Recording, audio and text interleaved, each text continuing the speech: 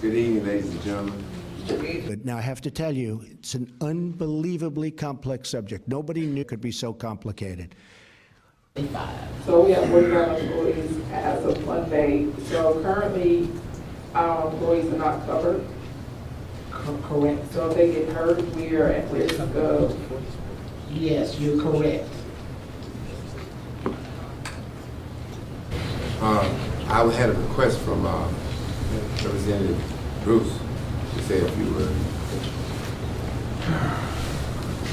Thank you, Mr. Mayor and Council. This has been an interesting meeting for me.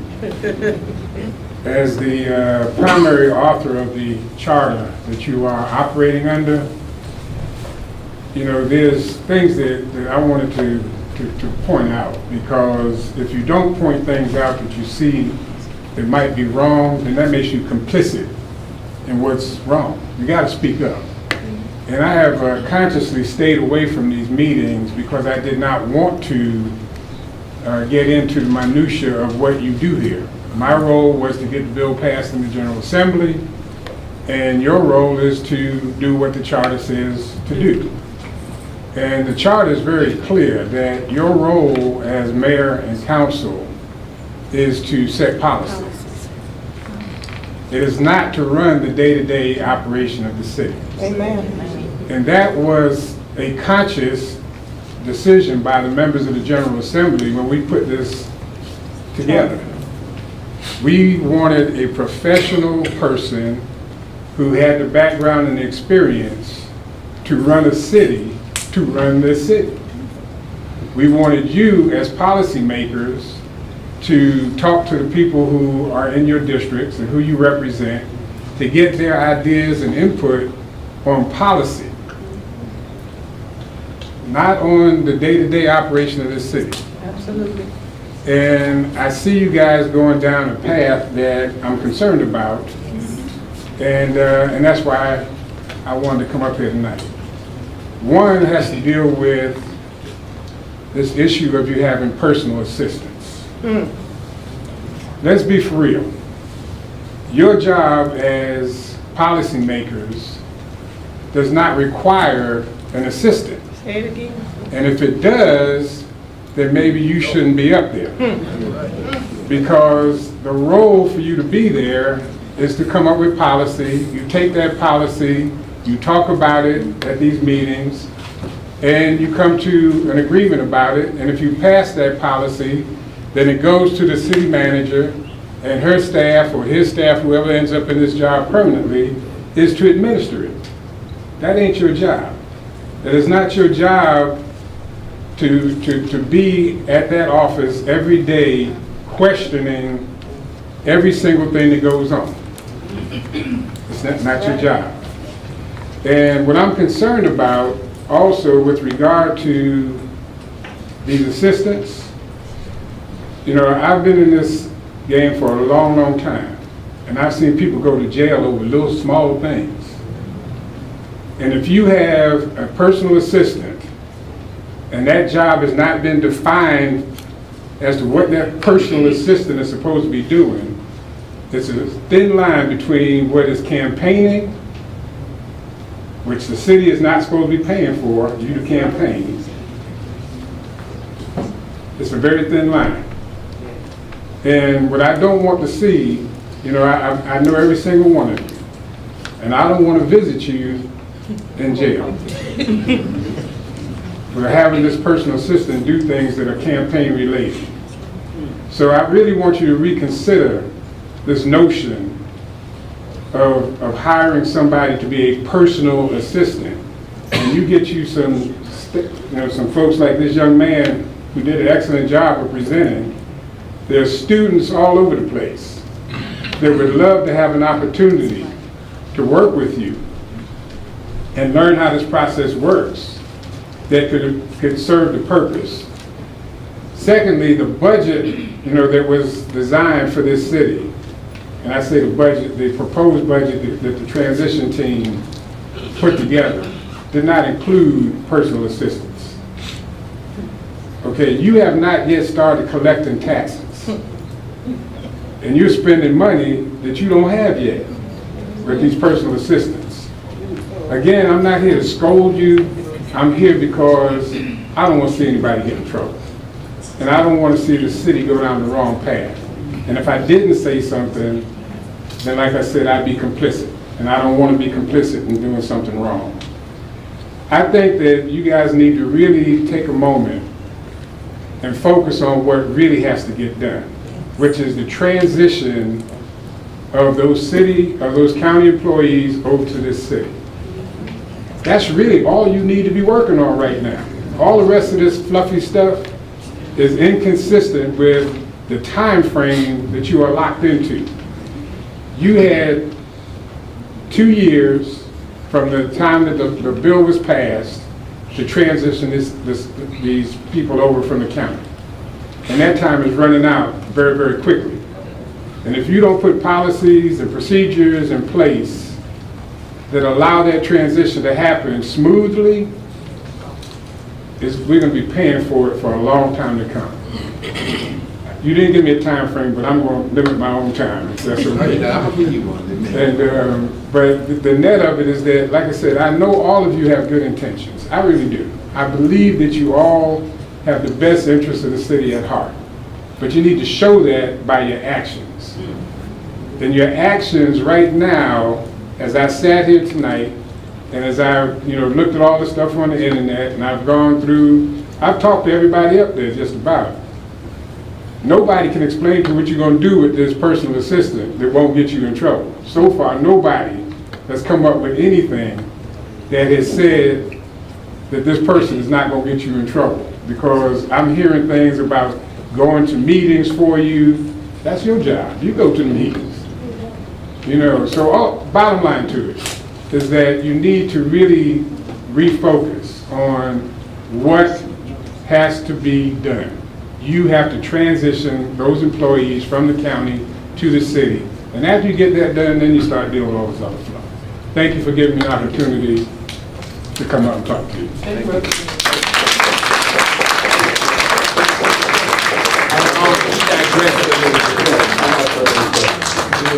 Now, I have to tell you, it's an unbelievably complex subject. Nobody knew it could be so complicated. The final piece of your question was, can we sit in on all interviews? We have departments throughout the city that consist of administration, code enforcement, planning, parks and recreation, fire, and police. There's no possible conceivable way that the two of us can sit in on every interview in every department, nor can we be subject matter experts on every interview in every department. We can, however, facilitate the process, do the pre-screening that's necessary to make sure that the knowledge, skills, and responsibilities that we're looking for are met before the interview process, and we can support as necessary on those key hires where our expertise is necessary. Okay, and so can you speak to how the interview, is the onus of that, is that supposed to be on the director or the division head of a department?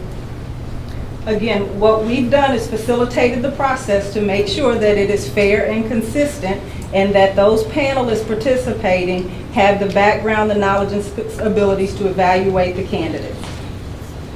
Let me ask the county attorney, is there any evidence that anything we're saying now has been violated? I'm not aware of any violations of it. Are you doing what you're doing based on what the charter? I am doing absolutely what has been asked of me based on the charter and based on sound HR practice. Okay. I don't want to be the dead horse. I really don't. We can, when we say all, it includes all. And I need to be clear on what the expectation is, and if that's the expectation, I only ask that you support the staff in the HR department to allow us to do that. Follow-up question. So, Parks and Rec does not have somebody who handles their HR function? They have an admin, administrative manager that supports in the interview process, but they don't have an HR person. Good evening, Council and Mayor. So Fulton County government has a personnel department which has 18 HR consultants. And those consultants are each assigned to different departments within the county. So any department can call on the central personnel department to request assistance with recruitment, setting up interviews and things like that. So they have 18 consultants that are available to come and sit on their interview panels to facilitate the interviews. Thank you for the clarification. You're welcome. But now I have to tell you, it's an unbelievably complex subject. Nobody knew it could be so complicated. I will follow the wishes of the board. There's nothing wrong with it. So on July 25th, Mr. Mayor, you said if you vote yes, I will follow the wishes of this board. And the very next day, you issued a veto. I personally feel that we do have other priorities. Political education will always be one, and there is so much we can do together on a national and for the whole city. But I don't know how I'm going to work with you when I can't trust what you say. So I hope that we can fix that. Mr. Khalid,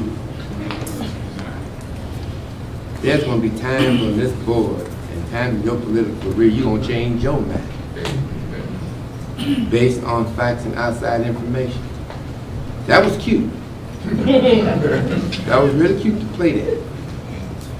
But when at the end of the day, yeah, I said it.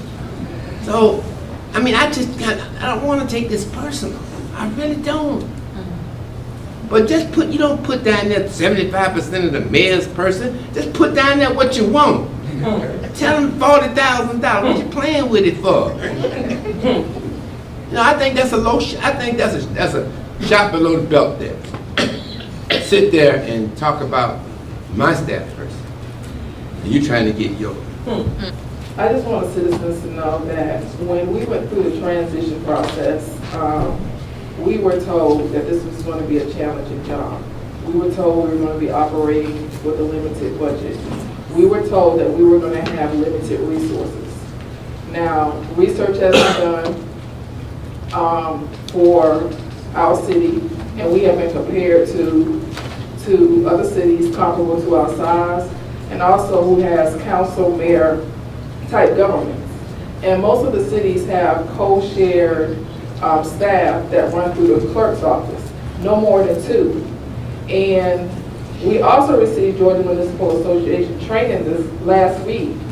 And it was also recommended, because we were a startup city, that we need to make sure that we run a very lean budget.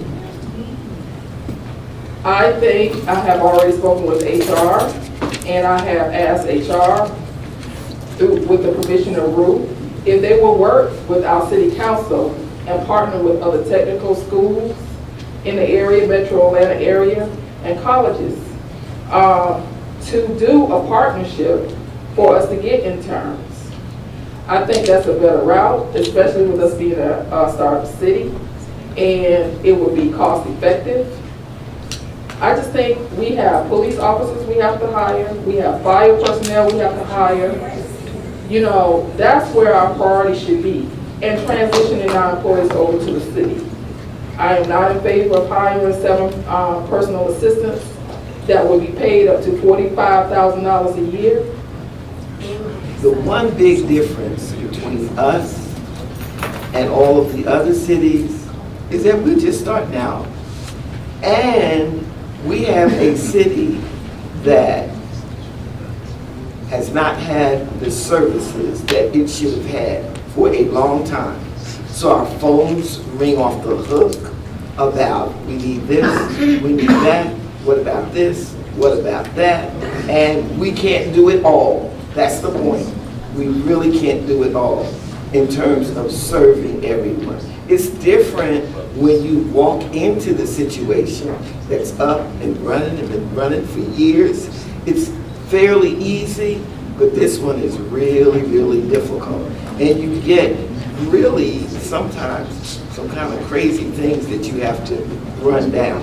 So the assistance is really, really needed. I'm finding myself just trying to keep up with the calendar is becoming a challenge in terms of sometimes missing meetings because, you know, I just don't have all of the resources that I really need. I'm still working in my office at home, and I haven't complained about it, and that's what I'm doing because I know that we don't have the money and there's a lot of things that we do not have. Now, I have to tell you, it's an unbelievably complex subject. Nobody knew it could be so complicated.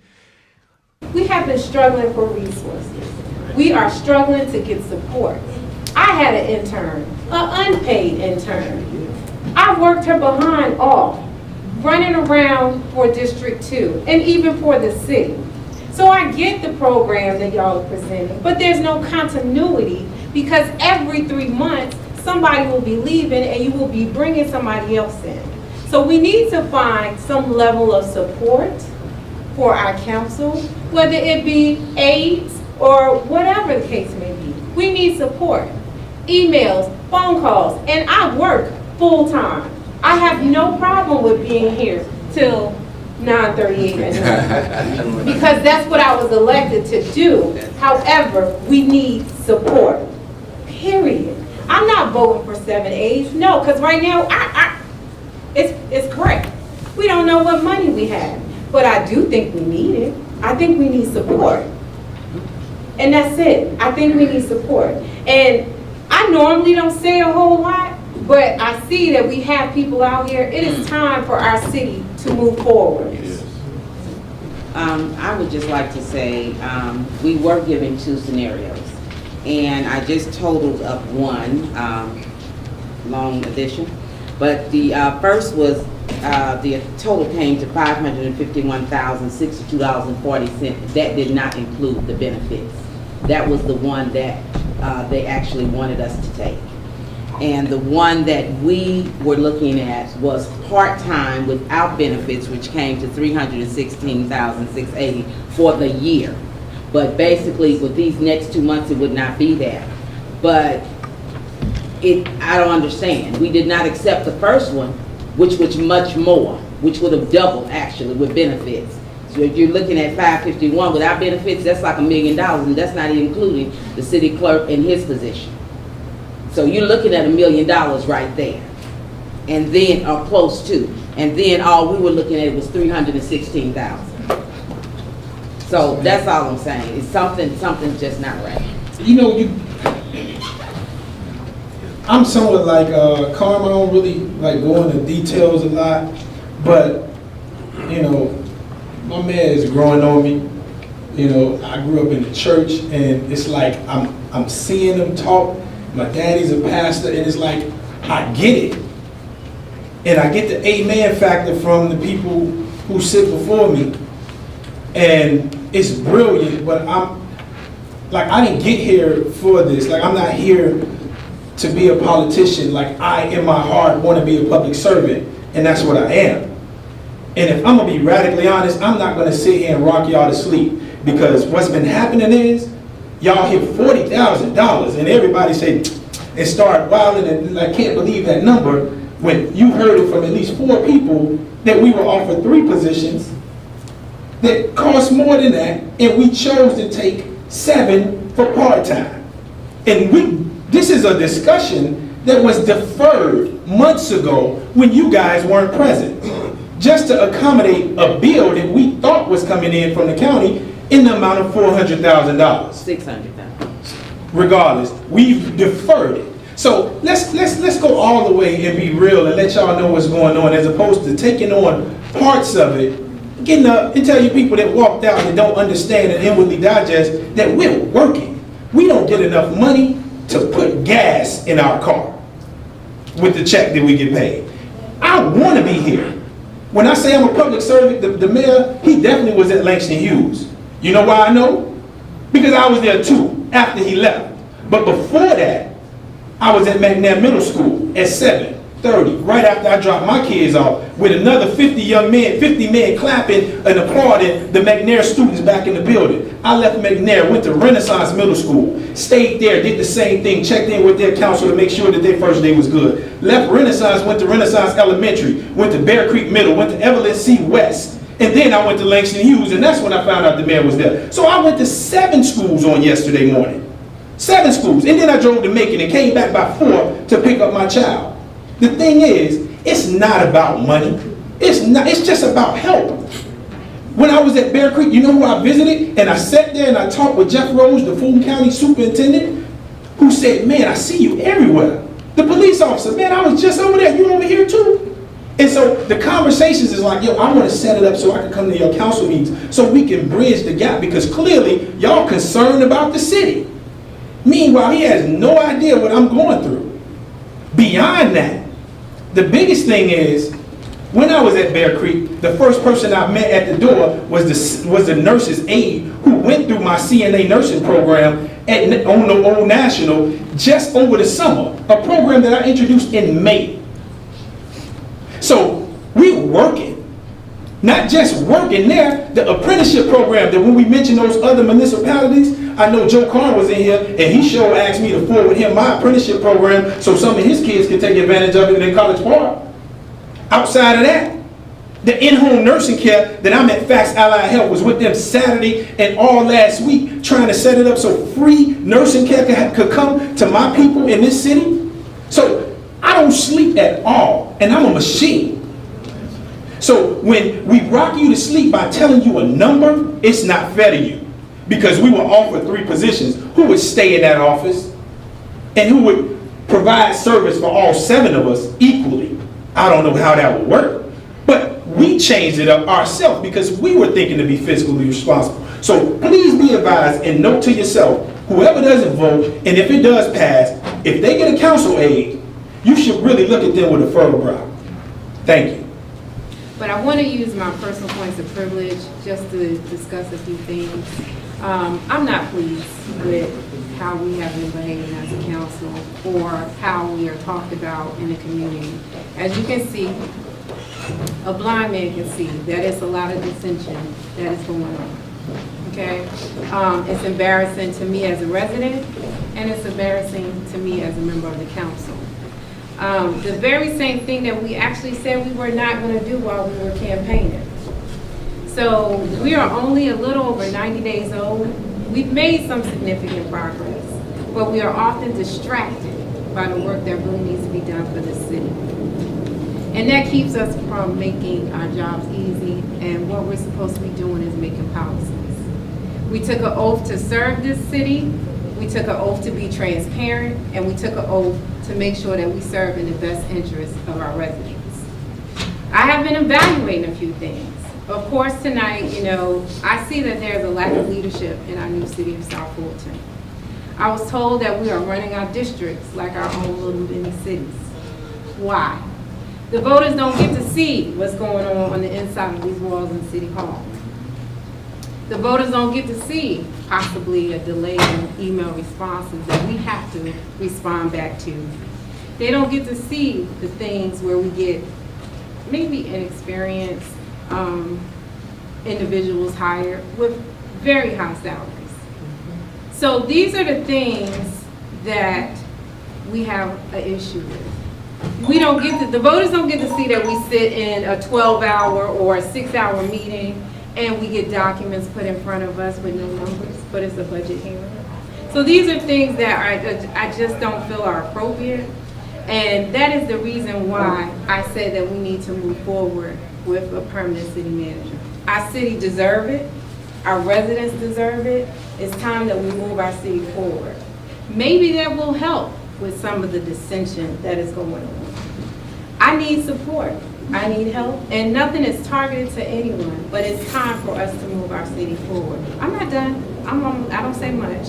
And especially the fact that I know that we're low on resources with our police, and District 2 doesn't even have a fire station that I know of. There are things that we have to get done. What about economic development? There's a lot of stuff that we're not doing as a council. So again, the lack of leadership, and again, my response and a lot of my vote is not going to be favorable to a lot of people in the community. So you can go on Facebook, you can disparage me, you can do whatever you like, but I'm here and I was elected by the people. So again, a lot of things you're not going to be happy with. But again, I work for the city and I'm looking out for the best interests of my residents and the entire city. So thank you, that's my comments. Hopefully, we will get our act together and next week you'll see a different council. Thank you. But now I have to tell you, it's an unbelievably complex subject. Nobody knew it could be so complicated.